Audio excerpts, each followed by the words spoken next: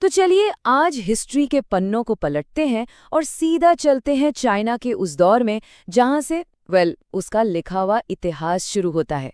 हम बात कर रहे हैं शांग राजवंश की, एक ऐसी सिविलाइजेशन जिसने चाइना की नींव रखी। आइए इस दिलचस्प कहानी को समझते हैं। जरा सोचिए, क्या हो अगर हजारों साल पुरानी हड्डियां अचानक बोलने लगें, अगर वो हमें एक पूरी की पूरी खोई हुई दुनिया की कहानियां सुनाने लगें। ये कोई कल्पना नहीं है, बल्कि यही वो सुराग है जिसने हमें शैंग राजवंश से मिलाया। ये हैं ओरेकल बोन्स, कछुए के खोल और जानवरों की हड्डियां, जिन पर चीन की सबसे पुरानी लिखावट खुदी हुई है। ये सिर्फ हड्डियां नहीं थी, बल्कि एक तरह का एंशंट गूगल थी। मतलब राजा पूछते थे, क्या हमें युद्ध में जीत मिलेगी या क्या इस साल अच्छी बारिश होगी, और जवाब इन्हीं हड्डियों पर लिखा जाता था। Amazing right? तो इन रहस्यमयी हड्डियों के पीछे आखिर कौन सा साम्राज्य था? चलिए अब उस राज्य की कहानी में उतरते हैं। शांग राजवंश का दौर ये शुरू हुआ लगभग 1600 बीसीई में, जब इसके फाउंडर टैंग ने पिछले राजवंश को हराया। फिर करीब 1300 बीसीई में अनयंग इनकी मशहूर राजधानी बनी और आखिरकार 1046 बीसीई में इसका अंत हो गया। पता है ये डेट्स इतनी खास क्यों है? क्योंकि शैंग चाइना का पहला राजवंश है जिसके होने के हमारे पास सॉलिड आर्कियोलॉजिकल प्रूफ हैं। इससे पहले की कहानियां वो सिर्फ लेजेंड्स हैं, लेकिन यहाँ से चाइना का लिखा हुआ एक वेरीफाइबल इतिहास शुरू होता है। उनकी राजधानी अंगयंग इतनी इम्पोर्टेंट थी, इतनी सिग्निफिकेंट थी कि शांग राजवंश को कभी-कभी यिन राजवंश के नाम से भी जाना जाता है। बेसिकली ये शहर ही उनकी कल्चर और पावर का सेंटर था। अब देखते हैं कि उस जमाने का समाज कैसा था।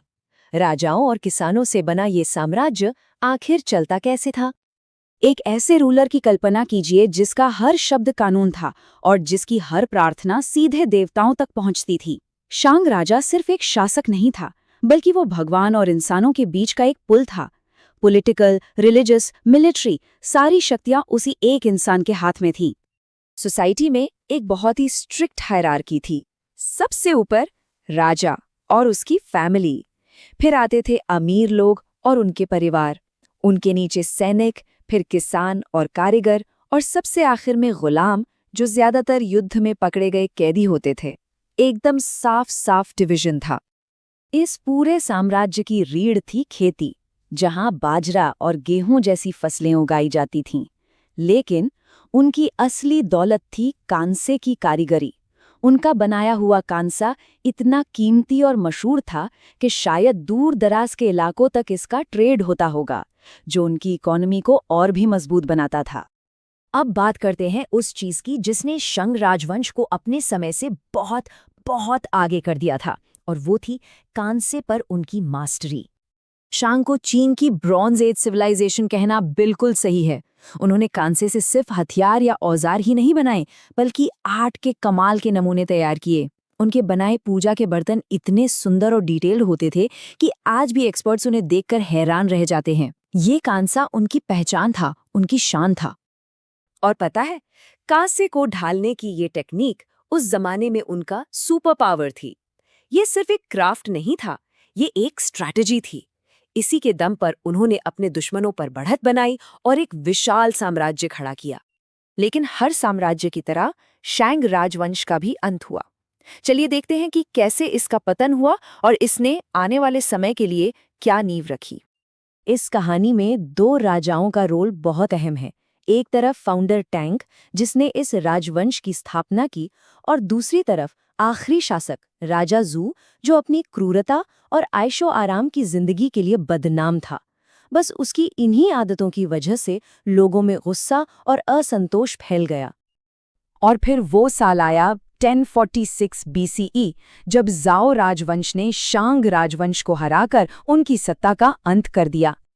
भले ही शांग राजवंश खत्म हो गया, लेकिन उसकी विरासत, उसकी छाप आज भी चाइनीज सिविलाइजेशन का एक इम्पॉर्टेंट हिस्सा है। तो शांग राजवंश इतना इम्पॉर्टेंट क्यों है?